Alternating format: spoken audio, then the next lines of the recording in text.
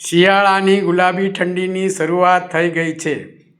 શિયાળામાં શરીરની તંદુરસ્તી જાળવવા માટે લોકો જાત જાતના વસાણા કરીને ખાવામાં ઉપયોગ કરે છે. તેમાં તલ એક એવા પ્રકારનું તૈલી પદાર્થ છે કે જેનો ઉપયોગ કરવામાં આવે તો શરીર માટે ખૂબ જ ફાયદાકારક છે. શિયાળામાં તલની ચીક્કી, તલનું કચરિયું, તલની સાની, તલના ગોળ સાથે ભેળવીને લાડુ તથા તલની બીજી જુદી જુદી બનાવટો બનાવીને ખાવામાં આવે તો શરીરમાં કેલ્શિયમનું પ્રમાણ વધે છે અને શરીરમાં અનેક રીતે ફાયદો થાય છે.